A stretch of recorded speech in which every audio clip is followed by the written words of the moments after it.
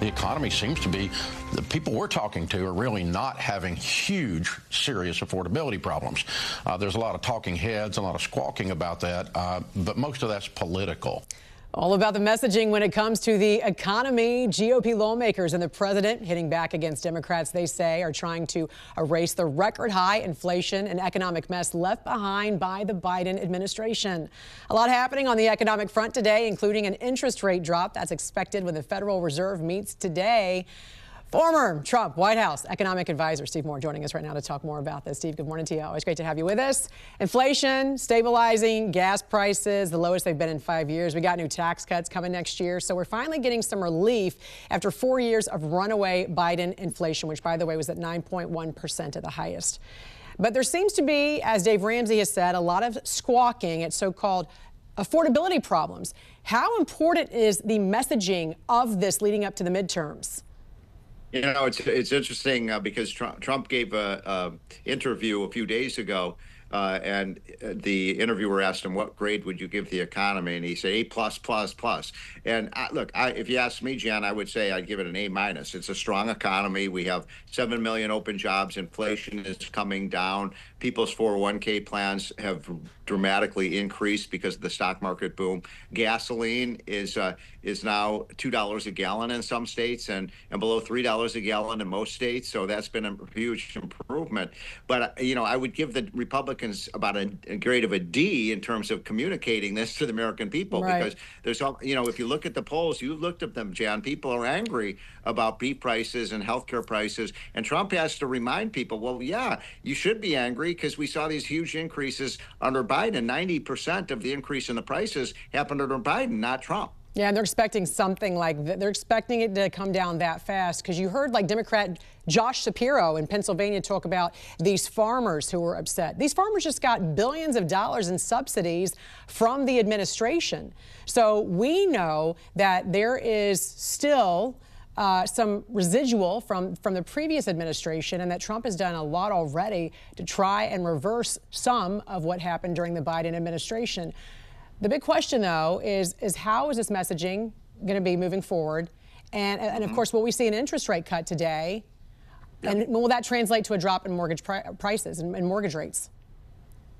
Well, first of all, if you just look at the objective evidence on affordability, just the official statistics, the average family just this year has had about a $1,200 real increase. That's after inflation increase in their income. So objectively, people have more affordability, not less. But people tend to psychologically focus on the things that are going up in price, not the things that are going down in price. And so I think that explains a little bit of it. Yes, Jan, we will get a rate cut today. I would say that with about 90% certainty. I think it'll be a 0.25 percentage point reduction in the interest rates by the Fed.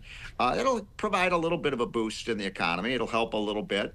We want to make sure that we don't cause any more inflation like we had under Biden. So I think that's the right call today, a 0.25 point reduction in the interest rates, and that announcement will be made this afternoon. Yeah, this could certainly help the housing market and help with working families. Speaking of which, I read your piece in the Wall Street Journal that you had with Arthur Laffer about a way to use the tariff revenue. You've been advocating for this temporary 5-point cut to the 15.3% payroll tax.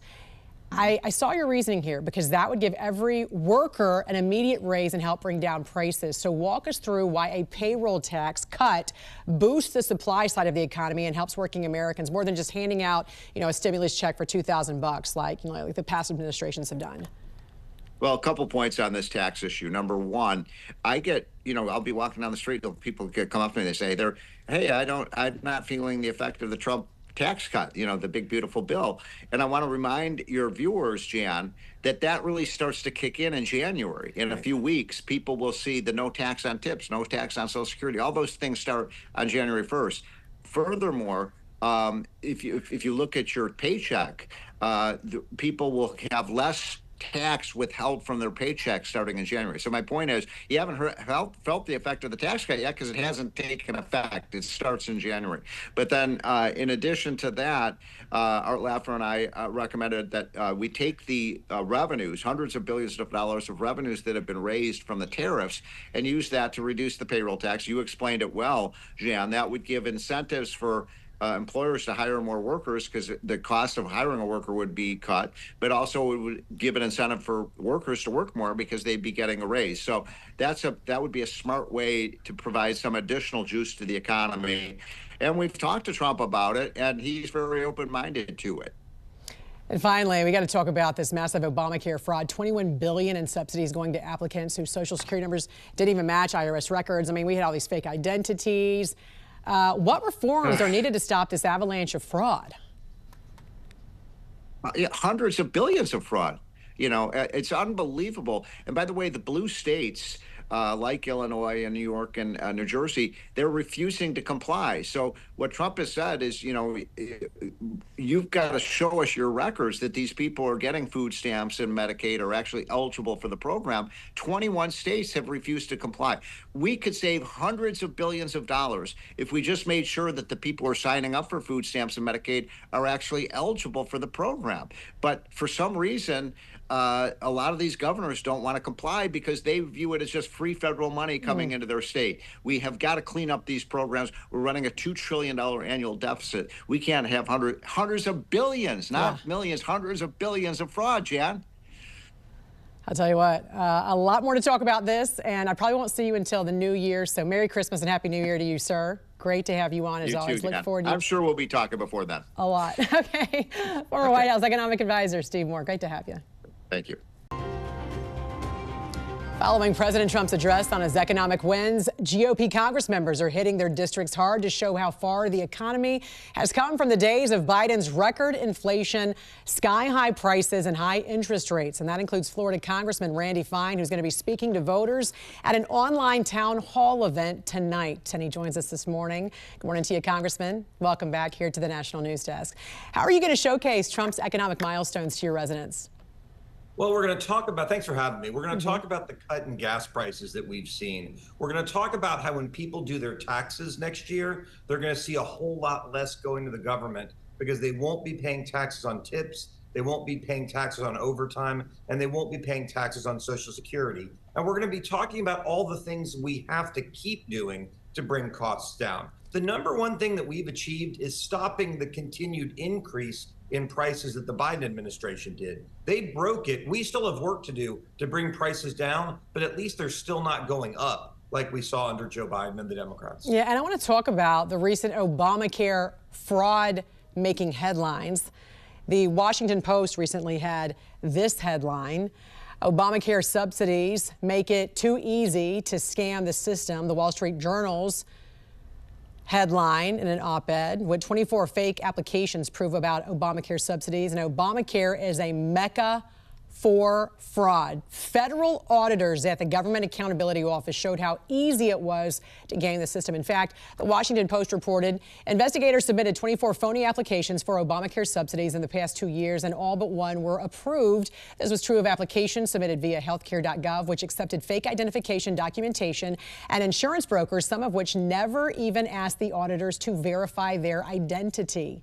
Congressman, how much does this play into whether the GOP will vote to even consider extending those subsidies? I mean, Democrats want to extend fraud? Well, they do. And let me explain what that means to a regular person. Like, what are we talking about when we talk about fraud? Well, almost half of these Obamacare plans, people don't even know that they have. So someone may have signed you up for Obamacare, and the government is paying the premium directly. All of it. And it could be $10, $20, $30, $40,000 a year. You don't even know you have health insurance. So tens of thousands of dollars are going to insurance companies and you're getting nothing. And that makes it more expensive for everyone. And it's borrowing debt for our kids and grandkids. We're going to stop that. People need to be responsible for their own health insurance. If they make their own decisions, that will be what brings costs down, not subsidizing Obamacare and Democrat fraud. What do you think about the GOP's plan they're going to put forward today, where they're going to let the subsidies in, but whatever money is there will be given back to those Americans?